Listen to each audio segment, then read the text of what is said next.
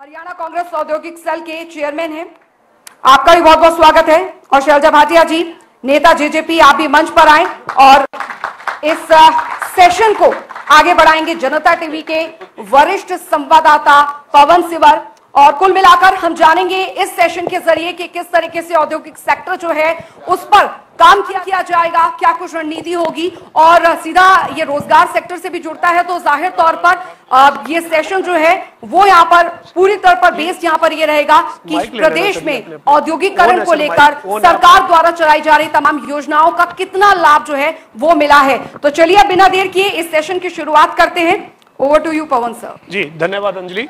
तो हमारे अगले सेशन में अब हमारे साथ जो है वो 3 खास मेहमान हैं। अब की बार किसकी सरकार जनता टीवी का जो मेगा कॉन्क्लेव है, इसमें इस बार जो 3 मेहमान हैं उनका मैं परिचय करवा रहा हूं। विपुल गोयल हैं जो बीजेपी के वरिष्ठ नेता हैं और पूर्व कैबिनेट मंत्री हैं। और इससे ज्यादा जरूरी ये भी है कि इस सेशन में हम औद्योगिक क्षेत्र में कितना पिछले 10 साल में काम हुआ है या खासतौर पर इन पिछले 5 साल में कितना काम हुआ है, इस पर बातचीत करेंगे।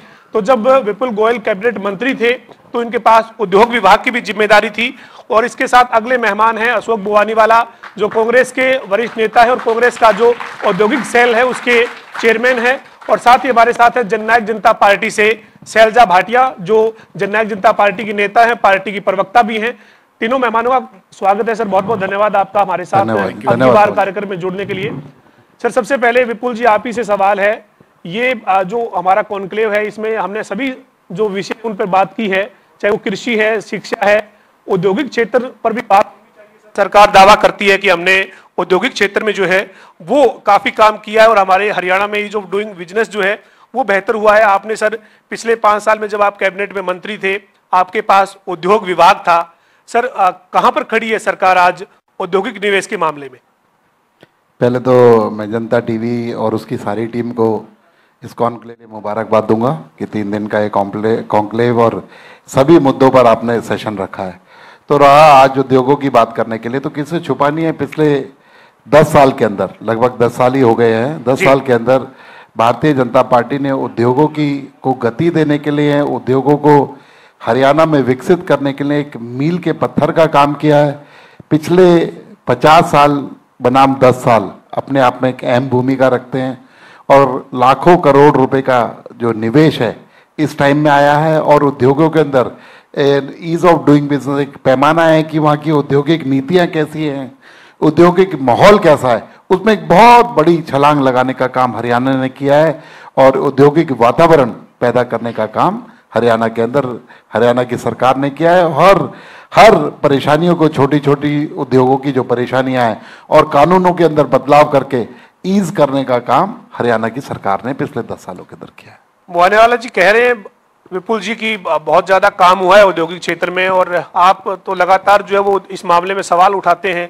आपकी पार्टी के जो नेता हैं वो कहते हैं कि हरियाणा में आज उद्योगों की स्थिति बहुत खराब है। मैं जनता टीवी का आभार व्यक्त करता हूं और आपने जो बात कही है और माननीय विपुल जी ने भी जो बात कही है उसके जवाब में मैं ये कहना चाहता हूं कि अभी विधानसभा का सत्र चल रहा था आपके सामने ही, और विधानसभा के सत्र में आप ही के भारतीय जनता पार्टी के उद्योग मंत्री ने उसका क्वेश्चन का जवाब दिया था कि 2014 में 3300 करोड़ रुपया की निवेश हुई थी हरियाणा के अंदर, और आज वो निवेश, ये आंकड़े हैं विधानसभा के पटल पे रखे हुए मैंने उठाए हैं, आपके सामने दोबारा दोहरा रहा हूँ कि वो 2100 करोड़ रुपया हो गया है। जहाँ 3300 करोड़, कहाँ 2100 करोड़। तो कितना डाउनफॉल इंडस्ट्री के अंदर चल रहा है, हरियाणा के अंदर निवेश के अंदर चल रहा है। और उसके बाद नेक्स्ट 1600 करोड़ हो गया है। तो आज स्थिति ये है कि पिछले साल 2100 करोड़ हुआ और इस साल 1600 करोड़ हो गया है। कहाँ हुड्डा साहब की सरकार में 3300 करोड़ रुपए का निवेश हो रहा था, तो कितना डाउनफॉल, मतलब आधे से भी कम आप ये स्थिति बनी हुई है। अशोक जी भाई हैं, हमारे मित्र हैं, लेकिन मैं इन आंकड़ों का जो कहा है कि विधानसभा के पटल पे मंत्री ने रखे हैं, मेरे को इसकी कोई जानकारी नहीं है। लेकिन मैं बताता हूं कि हरियाणा के अंदर 1,04,00,000 करोड़ रुपए का इन्वेस्टमेंट पिछले 10 साल के अंदर आया हुआ है और लगभग 3 लाख नौकरियां देने का काम जो ऑथेंटिक है, जो एक एक चीज है जिसके अंदर आया है।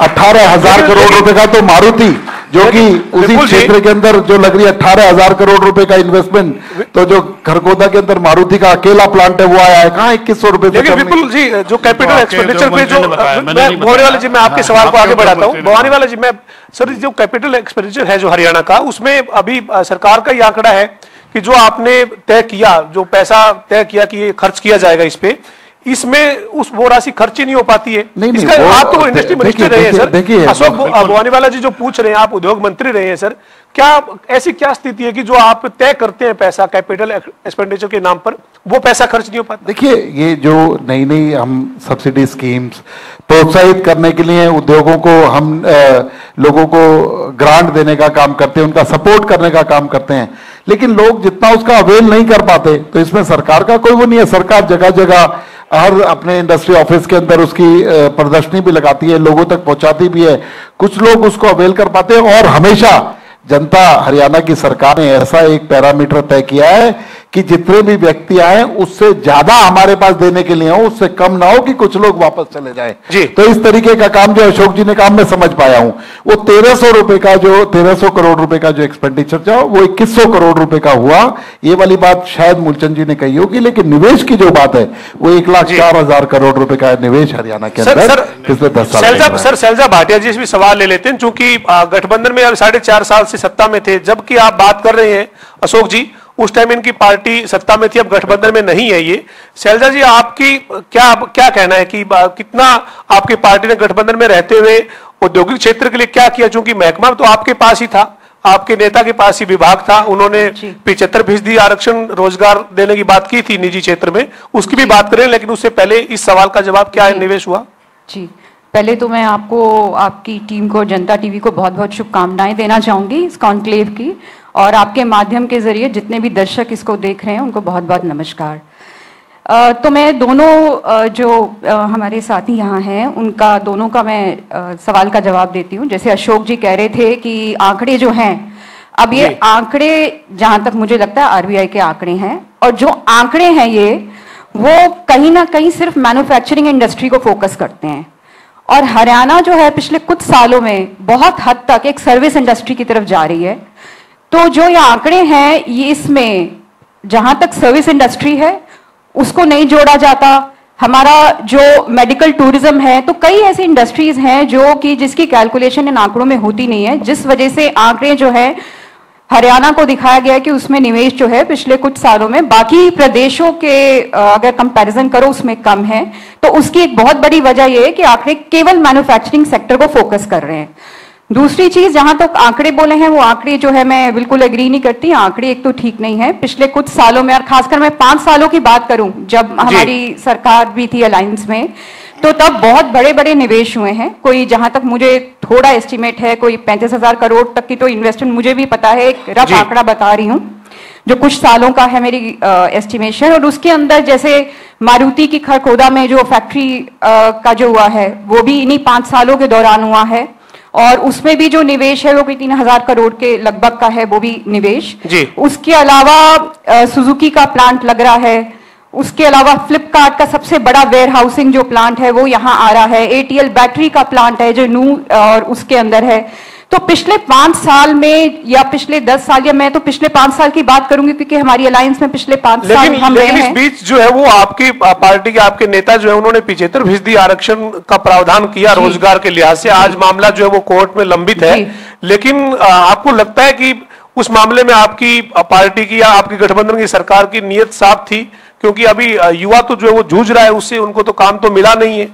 हाँ जी, तो जो 75% रिजर्वेशन जो प्राइवेट नौकरियों में थी, उसका पर्पस ये था कि जो अनएम्प्लॉयमेंट है, हमारे हरियाणा की अनएम्प्लॉयमेंट सबसे ज्यादा है अगर देखा जाए, देश में कुछ ऐसे प्रदेशों में है जहां सबसे ज्यादा अनएम्प्लॉयमेंट है, उसी को रिजॉल्व करने के लिए 75% हमने आरक्षण प्राइवेट जॉब्स में रखा था कि ये अगर होगा तो इससे ये बहुत हद तक इसका जो है निवारण किया जा सकता है। बट वो अभी मामला उसमें चल रहा है।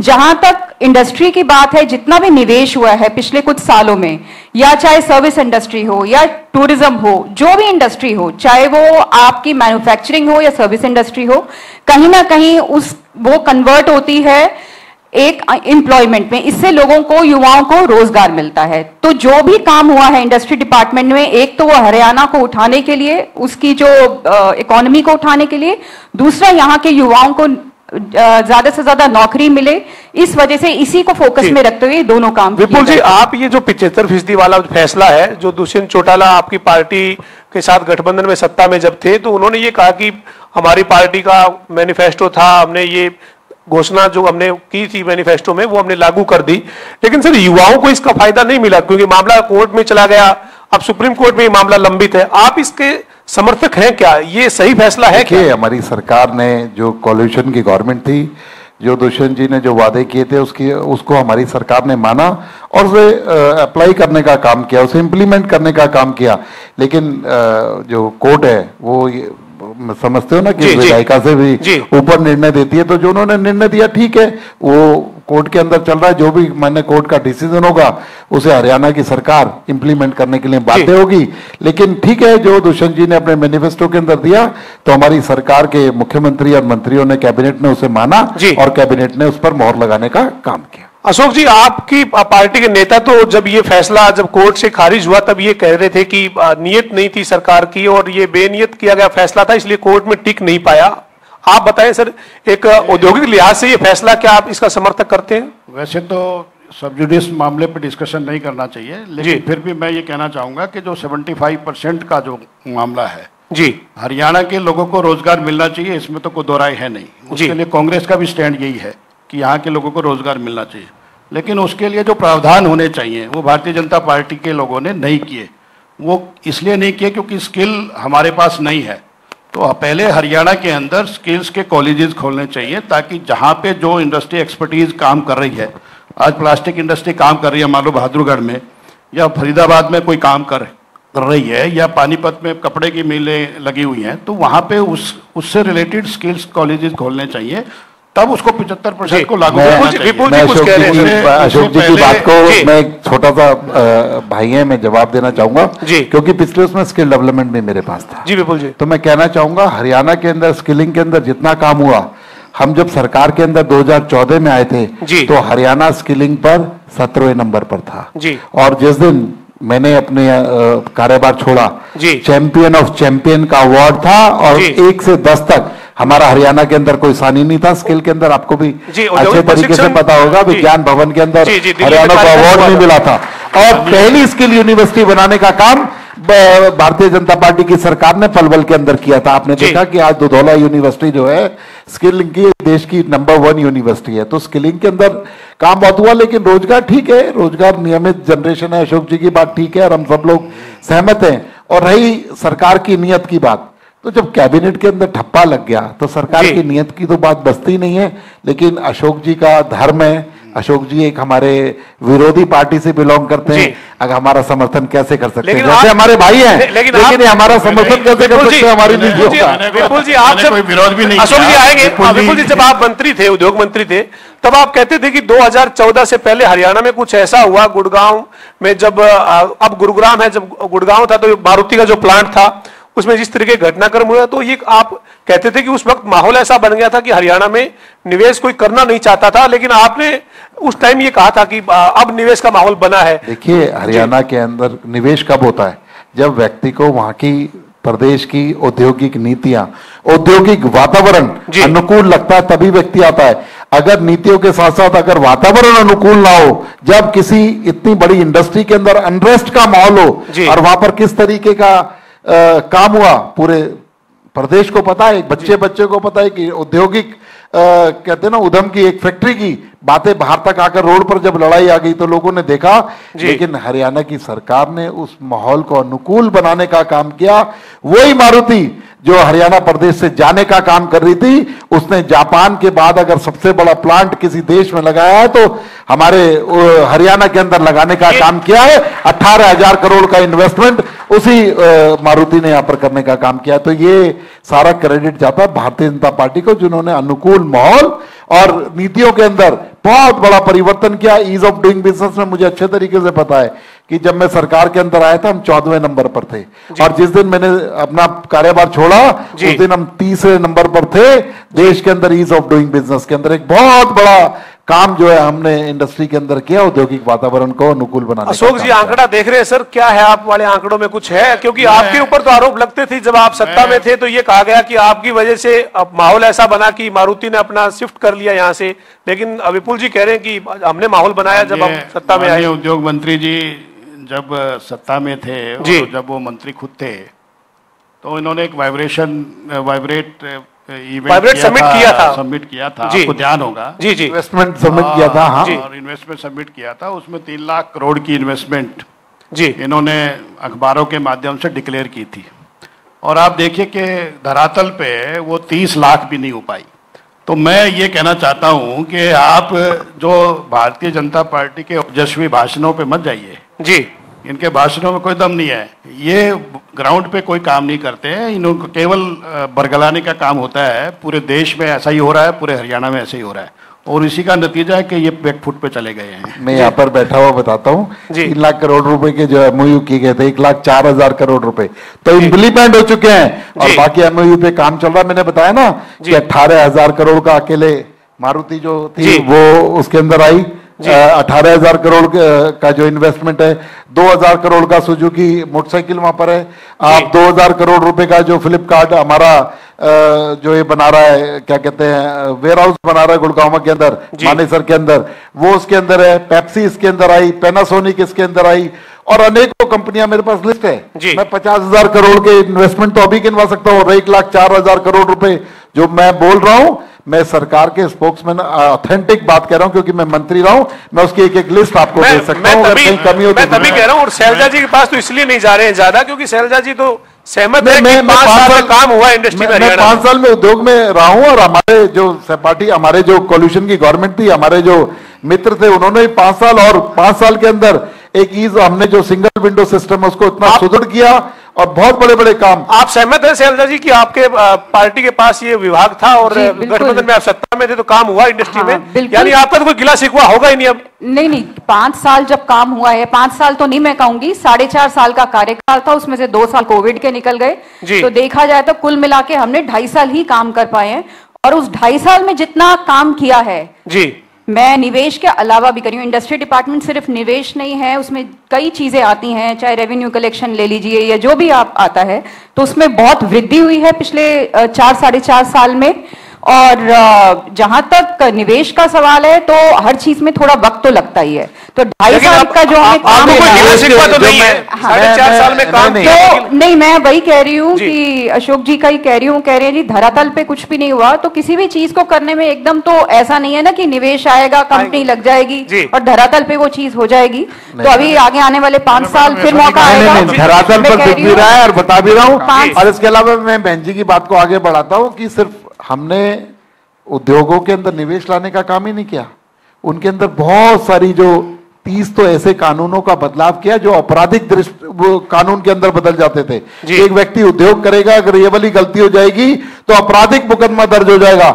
ऐसे 30 जो कानून थे उनको खत्म करने का काम किया, और 333 कानून है जिन पर रिव्यू चल रहा है कि उनको खत्म करने का काम हम लोग सोच रहे हैं कि इनको आपराधिक उसके अंदर लाने से, क्राइटेरिया के अंदर के बजाय इसे नॉर्मल पेनल्टी पर लेकर आए, इस तरीके का काम किया। क्योंकि उद्योगपति के लिए कोई अगर नेग्लिजेंस हो जाती है, कोई गलती हो जाती है जो कि इंटेंशनली नहीं है, उसके लिए आपराधिक जो है दंड संहिता उसके ऊपर नहीं लागू होनी चाहिए। अशोक जी, आप तो हरियाणा कांग्रेस का जो है वो ये औद्योगिक सेल देखते हैं, आप खुद भी जो है वो व्यवसायी है, क्या हरियाणा में इंडस्ट्रियलिस्ट जो है वो काम कर रहे हैं, उनके सामने जो विपुल जी के दावे वो सही है? सेटिस्फाइड नहीं है। मैं आपको बताऊं, अभी एक छोटा सा उदाहरण देके, मैं किसान विरोधी नहीं हूं जी, लेकिन किसानों ने 300 से ज्यादा इंडस्ट्री तो बहादुरगढ़ की जी, और 1600 के करीब कुंडली की इंडस्ट्रियों को बंद कराया। इसमें तो आप पे आरोप लगता है सर कि आपकी पार्टी ने किसान नेताओं को आगे किया, किसानों के पीछे से सपोर्ट किया। ये धर्म बनता था कि किसानों को या तो दिल्ली में आते या कोई और प्रवेश करने के लिए जगह दे देते, वहां पे इंडस्ट्री एरिया के अंदर उनको बिठा दिया, उनको रुकवा दिया, और वहां की इंडस्ट्री ना रॉ मटेरियल आ सकता ना जा सकता। तो ये काम भारतीय जनता पार्टी एटमॉस्फेयर की बात कर रही है ना, मैं एटमॉस्फेयर का जवाब दे रहा हूँ कि उन्होंने कोई एटमॉस्फेयर इस तरह का नहीं बनाया जी कि इंडस्ट्री फ्रेंडली एटमॉस्फेयर बने। दूसरा, एक एनसीआर का मुद्दा चलता है, दिल्ली में एनसीआर के अंदर एनजीटी रोक लगा देती है तो पूरे आधा हरियाणा की इंडस्ट्री 14 के करीब जिले हैं जो प्रभावित हैं इससे। पूरा आधा हरियाणा बंद हो जाता है जी। तो कम से कम हरियाणा की सरकार को यह सोचना चाहिए कि रेवेन्यू लॉस हो रहा है, रोजगार का लॉस हो रहा है, इंडस्ट्री के आदमी का अपना खुद का लॉस। तो आप क्या चाहते हैं, कांग्रेस क्या चाहती है कि एनसीआर से बाहर निकाल दिए जाए बाकी जिलों को? ये पॉलिसी बननी चाहिए कि हमारा जो स्टेट है, हरियाणा जो स्टेट है, क्योंकि वो दिल्ली के इर्द गिर्द है, तो एक ऐसी पॉलिसी बने जो एनजीटी से दूर रहे और एनजीटी उसको प्रभावित ना करे। तो तभी हम लोग जी मैं अशोक जी को फिर कहना चाहूंगा, क्योंकि देखिए अभी बात है इसके जिले से हूँ, हमारे पास मुश्किल से प्लास्टिक की 600 इंडस्ट्री है जी, और वो एनजीटी के चक्कर में 600 की 600 बंद हो जाती है, बाकी तो कोई रोजगार का साधन ही नहीं है हमारे जिले में। मैं बताता हूँ, क्योंकि मैं इन्वायरमेंट मिनिस्टर भी गलती से मैं ही था। गलती से नहीं, जो बात आई है तो उसका मैं जवाब दे पाऊंगा अच्छे तरीके से। जो अशोक जी ने बात कही वो ठीक है कि इस तरीके की जब दिक्कतें आती हैं, उद्योगों को दिक्कत होती है, उनको सुविधा मिलनी चाहिए, लेकिन जो लोगों के जान माल की कहते हैं ना पहले जरूरत है, अगर उनके स्वास्थ्य की दृष्टि पर कोई असर पड़ेगा 10-15 दिन के लिए, हमारा जो जलवायु या जो माहौल है, जिस तरीके से वायु का दबाव एनसीआर के ऊपर होता है और पोल्यूशन हमारा जो बढ़ जाता है उस टाइम, उनको बंद करने का काम करते हैं। लेकिन हमने इसको ठीक करने के लिए पूरे हरियाणा को क्लस्टर में डिवाइड करने का काम किया कि इस तरीके की इंडस्ट्री उस क्लस्टर के अंदर लगनी चाहिए। जैसे भिवानी के अंदर कहा कि प्लास्टिक इंडस्ट्री एनसीआर से दूर, चाहे वो एनसीआर के अंदर आती है, और इसीलिए सरकार ने एनसीआर की डेफिनेशन को भी दोबारा री एग्जामिन करने का काम सरकार कर रही है कि उस एनसीआर की डेफिनेशन को चेंज करके कि उसको, वो केंद्र का काम है, वो केंद्र और हमारी सरकार मिलकर कि जो एनसीआर का काम करने का। लेकिन फिर भी आपने कहा ना कि सुविधाएं और जो माहौल है, अगर वो ना होता तो आज जो एक्सपोर्ट है, जो हरियाणा जब शुरू हुआ था 200-250 करोड़ से एक्सपोर्ट शुरू हुआ था, आज 2,75,000 करोड़ का एक्सपोर्ट हरियाणा से के अंदर होता है। और जो ज्योग्राफिकली सिर्फ 2-2.5% हमारा एरिया है और देश के अंदर 7वां स्थान है हरियाणा का एक्सपोर्ट के अंदर, एक बहुत बड़ा काम है। और इसीलिए जो वातावरण है, तभी 1,02,000 करोड़ का, 4,000 करोड़ का इन्वेस्टमेंट हरियाणा के अंदर आया और लाखों लोगों को नौकरी मिलने अशोक जी, अशोक जी इसका तो आप जवाब दीजिएगा। साथ ही एक सवाल और ये भी है कि दुष्यंत चौटाला जब गठबंधन की सरकार में मंत्री थे तो उन्होंने कहा कि हमने प्रदेश में ब्लॉक स्तर पर जो है वो कुछ ऐसे क्लस्टर बनाए हैं जहां पर औद्योगिक क्षेत्र को जो है वो बढ़ावा मिल सके। आपने देखा है सर कि प्रदेश में कुछ इस तरीके के प्रोजेक्ट लगे हैं क्या? कोई काम नहीं कर रहे जी। इन्होंने जो रूरल एरिया के क्लस्टर्स बनाए थे, उनमें जो सुविधाएं देने की वायदा किया था जी, एक भी कागज अभी रोहतक के अंदर प्लास्टिक क्लस्टर बनाया है और रेगुलर सैकड़ों इंडस्ट्रीज के अंदर वहां अलॉटमेंट होगी और वहां पर रेगुलर काम चल रहा है। रोहतक के अंदर अभी हमने फुटवेयर क्लस्टर बनाया HSIDC के अंदर, और वहां पर सैकड़ों प्लॉट आवंटित कर दिया। और रूरल एरिया नहीं है जी, रूरल एरिया है लोहारू, रूरल एरिया है बारडा, रूरल एरिया है आपका शिवानी का। जहां पे रूरल एरिया है उसकी बात करेंगे हम, डिस्ट्रिक्ट हेडक्वार्टर की बात मत करिए। वहां बने कुछ ऐसे रूरल एरिया में नहीं बने, मैं वही कहना चाह रहा हूं, खाली कागजों में है जी, केवल कागजों में है, धरातल में कुछ भी नहीं हुआ। मैं ये कहना चाहता हूं कि भारतीय जनता पार्टी की जो सरकार है, अभी मैं बिजली के ऊपर भी बात करना चाह रहा हूं कि उन्होंने एक फिक्स चार्ज लगा रखा है बड़ी इंडस्ट्रीज के ऊपर। वो इंडस्ट्री चले ना चले, जैसे अभी मैंने बताया किसान आंदोलन चल रहा था, 6-6 महीने तक इंडस्ट्रियां बंद रही, फिक्स चार्ज भर के बेचारे मर गए सारे।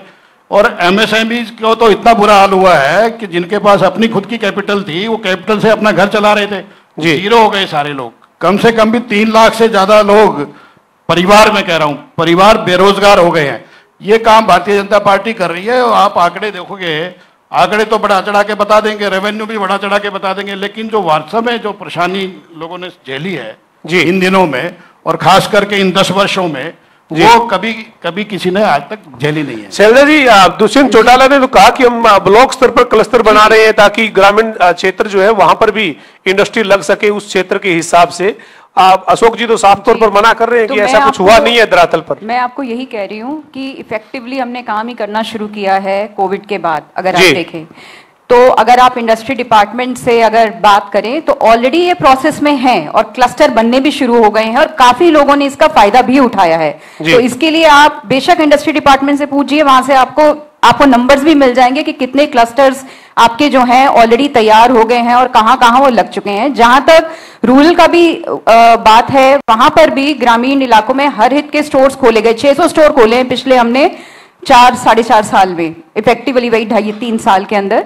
तो ऐसा नहीं है कि कुछ भी काम हुआ ही नहीं है या उसको गति नहीं मिली, सब चीजें हुई हैं, पर यह है कि हर चीज का एक प्रोसेस होता है। वो प्रोसेस को आप जंप करके तो एकदम चीज नहीं हो जाएगी, पर सारी चीजें इस वक्त प्रोसेस में चल रही हैं, जिसका अगर आप इंडस्ट्री डिपार्टमेंट से पूछ के देखिए आपको। और नेता और पूर्व कैबिनेट मंत्री विपुल जी ठीक कह रहे हैं, मतलब काम हुआ है इंडस्ट्री में। मैं तो कह रही हूँ इंडस्ट्री डिपार्टमेंट हमारे पास था, तो जो हमने पिछले कुछ साल में काम किया, हम कैसे उसको मना कर दे, नहीं काम किया।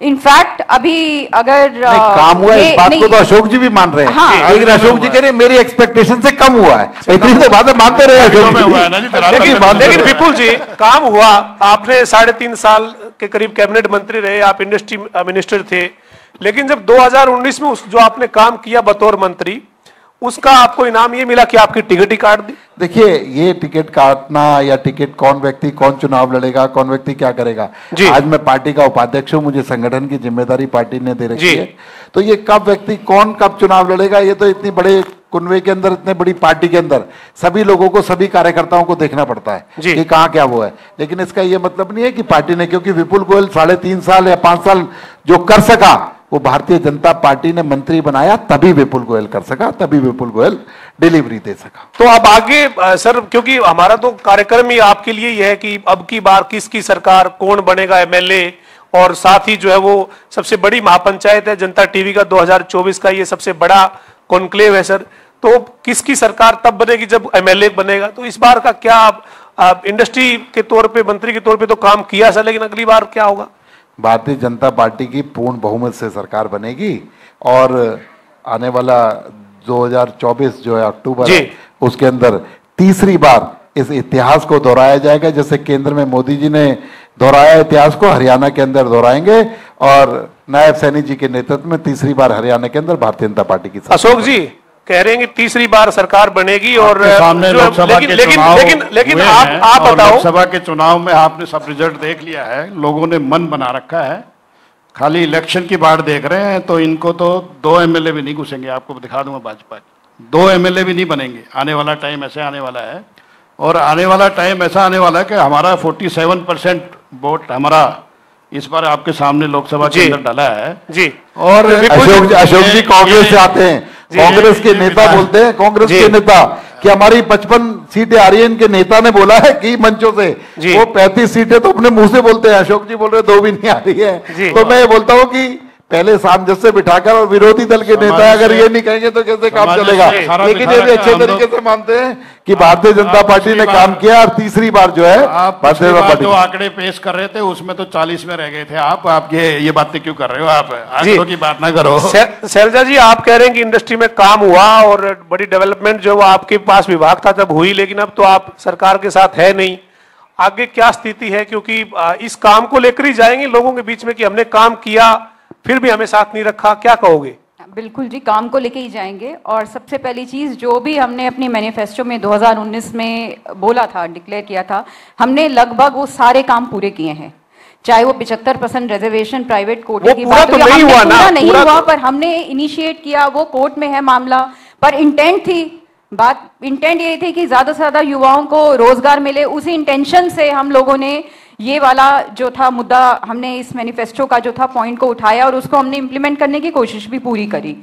तो अभी वो कोर्ट में है मामला, तो जो भी अब सुनवाई चल रही है, देखते हैं उसका क्या है। चाहे वो महिला रिजर्वेशन का हो, चाहे वो बुढ़ापा पेंशन हो, ठीक है वो 5100 नहीं हो पाया और आप सबको पता है पीछे क्या चल रहा है। कई बार इसके लिए इंटरव्यूज भी हो चुके हैं, दुष्यंत जी खुद बता चुके हैं कि कैसे अलायंस टूटा है और क्या वजह रही है मेनली। पर फिर भी 1000 रुपए का बढ़ोतरी हुई पिछले 4.5 साल में। तो मैनिफेस्टो में जो जो हमने बोला, हमने कोशिश पूरी करी उसको पूरा करने की। और उसके अलावा जितना भी 2.5 साल हमें इफेक्टिवली काम करने का मौका मिला, हमने उसमें जितना काम किया है, मुझे नहीं लगता इतना कोई भी सरकार जितना 100% हमने उसमें अपना दिया है, तो इन कामों को लेके हम जाएंगे और हमें पूरी उम्मीद है कि हमें अशोक जी, जो ये गठबंधन की सरकार ने जो ये 75% वाला जो लागू किया, उस वक्त काफी उद्योगपति जो है वो नाराज थे, कह रहे थे कि ये लागू नहीं होना चाहिए। कांग्रेस पार्टी के आप इस औद्योगिक सेल के प्रधान हैं, क्या मानते हैं सर कि इसमें औद्योगिक जो क्षेत्र है उनके औद्योगिक जो उनका कोई नुकसान है? औद्योगिक क्षेत्र में नुकसान इसलिए है क्योंकि कोई भी फैसला थोपना नहीं चाहिए जी। अगर मुझे ज़रूरत है कोई अच्छा कारीगर किसी भी फील्ड का चाहिए तो वो एक्सपर्ट कारीगर मुझे चाहिए। मैं 6 महीने 8 महीने 1 साल उसको ट्रेनिंग नहीं दे सकता। तो कोई ट्रेंड वर्कर मिले, ट्रेंड काम करने वाला मिले तो निश्चित तौर पे इंडस्ट्रियलिस्ट उसको एक्सेप्ट करेगा। हमारा यही कहना था, अभी इंडस्ट्री मिनिस्टर रहे विपुल जी भी बोल रहे थे कि स्किल पे काम हो रहा है। वास्तव में धरातल के ऊपर स्किल्स पे काम नहीं हो रहा। जितने भी क्लस्टर बने हुए हैं, चाहे बहादुरगढ़ में है, चाहे फरीदाबाद में है, चाहे आपके पानीपत में है, चाहे आपका अम्बाला के अंदर है, अलग अलग फील्ड की इंडस्ट्री वहाँ पे डेवलप हुई है और वहीं पे उसी तरह के एक्सपर्टीज स्किल्स के कॉलेजेस खुलने चाहिए ताकि वहाँ पे स्किल पैदा हो। तो और उसमें 75% तो इसका मतलब कांग्रेस विरोध करती है? कांग्रेस के आप कभी विरोध नहीं किया। कांग्रेस आप कांग्रेस के नेता हैं यहाँ पर और आप इसके औद्योगिक सेल के प्रधान हैं।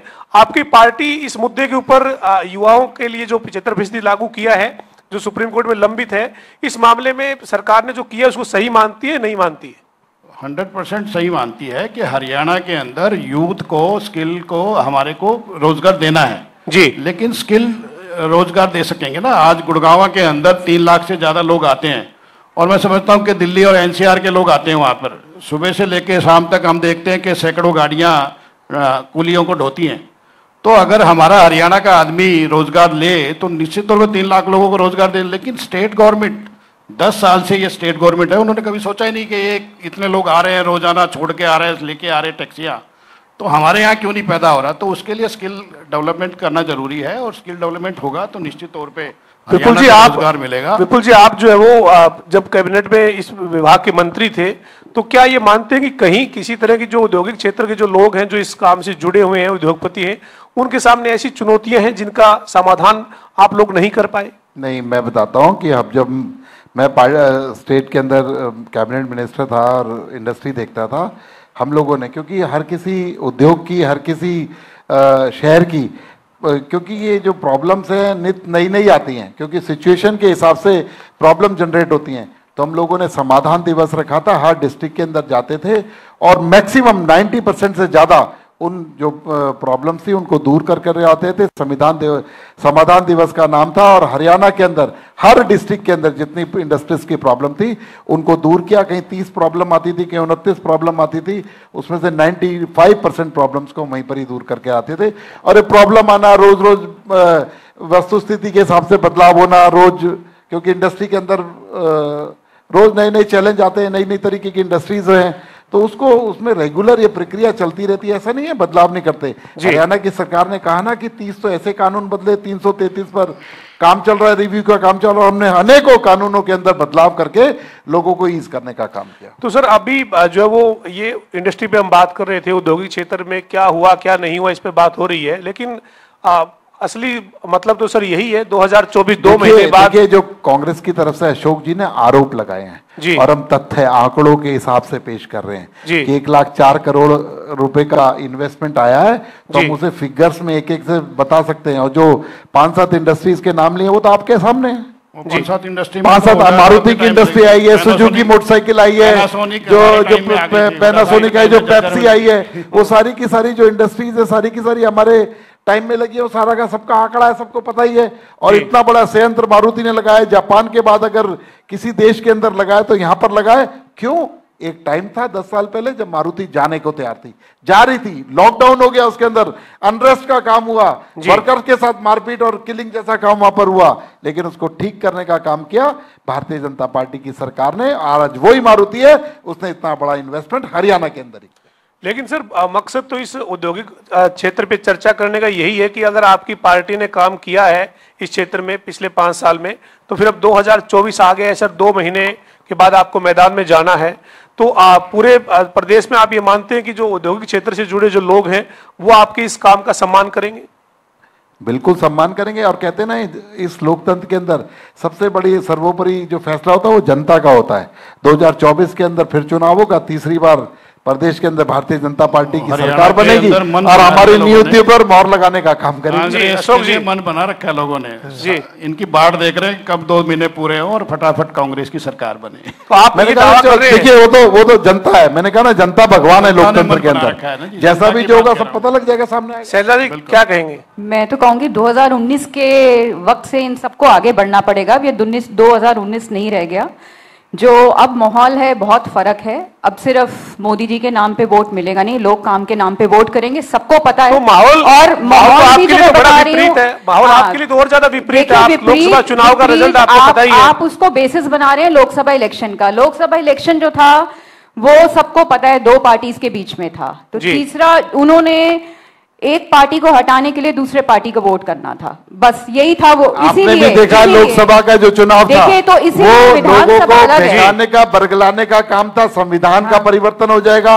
8500 रुपए हर नेता बोलता था, खटाखट खटाखट खटाखट आएंगे। आज दफ्तरों पर लाइन लग रही है, हमारी माताएं बहनें वहां पर खड़ी हैं और वो जोरदार चप्पल लेकर तैयार खड़ी है कि हमें बहकाने का, बरगलाने का काम किया। वो लोग समझ गए हैं कि किस तरीके से हमारे दलित भाइयों को बहकाया गया कि तुम्हारा रिजर्वेशन खत्म हो जाएगा, हमारा संविधान के अंदर परिवर्तन हो जाएगा।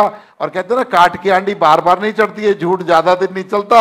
एक बार जो झूठ था, उस झूठ का पर्दाफाश हो गया है और लोग अब की बार सर अंतिम क्षण में है। हम आप इस बार जो है वो चुनाव लड़ने के लिए तैयार हैं? क्योंकि पिछली बार तो पार्टी ने जो झटका दे दिया था सर। मैंने कहा ना कि भारतीय जनता पार्टी का कार्यकर्ता हमेशा चुनाव में जाने के लिए, संगठन में काम करने के लिए जो पार्टी तय करेगी उसके लिए तैयार है। लेकिन हाँ, आपने कहा चुनाव लड़ने की पूरी तैयारी है। बाकी देखते हैं पार्टी क्या निर्णय लेती है आगे। पार्टी जो वो आपको पार्टी से उम्मीद है, लेकिन पिछली बार जिस तरीके का झटका था, ऐसा झटका हुआ तो भी विपुल गोयल मैदान में होंगे।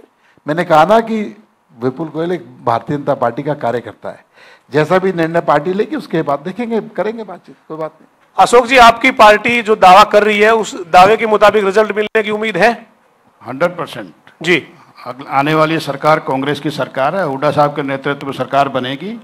और आप तो देख ही रहे थे, 59 सीटें हमारी पार्लियामेंट के अंदर जीती हुई है। शैलजा जी, 30 सेकंड में जवाब चाहिए कि आपकी पार्टी जो लोकसभा का रिजल्ट है इससे उभर पाएगी? बिल्कुल जी, उभर पाएगी क्या? ये तो कोई सवाल ही नहीं। हम ऑलरेडी उभरे हुए हैं और हम हालात बने हैं जिस तरीके के। हालात देखिए, हालात पिछली बार भी थे लोकसभा के, विधानसभा का अलग हो गया, इस बार भी ये है। हम पूरी तरीके से तैयार हैं और पार्टी जिसको जिम्मेदारी देगी इलेक्शन लड़ने की, सब उसमें पूरी तरीके से करेंगे और हमें पूरी उम्मीद है कि हमें इसका बहुत अच्छा रिस्पॉन्स पब्लिक से मिलेगा। बहुत बहुत धन्यवाद आप तीनों मेहमानों का। हमारे साथ विपुल गोयल थे जो बीजेपी के वरिष्ठ नेता है, पूर्व कैबिनेट मंत्री हैं, अशोक बुवानीवाला थे और शैलजा भाटिया थी जननायक जनता पार्टी से। ये तीनों मेहमान जो है वो औद्योगिक क्षेत्र में क्या कितना निवेश हुआ है और किसकी सरकार में कितना काम हुआ इस पर बातचीत कर रहे थे। लेकिन अब की बार किसकी सरकार बनेगी, 2024 का जनता टीवी का जो मेगा कॉन्क्लेव है ये लगातार चल रहा है और लगातार जो है वो तमाम मेहमान इसी तरीके से हमारे साथ जुड़ते रहेंगे। फिलहाल बहुत बहुत शुक्रिया सर आप तीनों मेहमानों का हमारे साथ जुड़ने के लिए।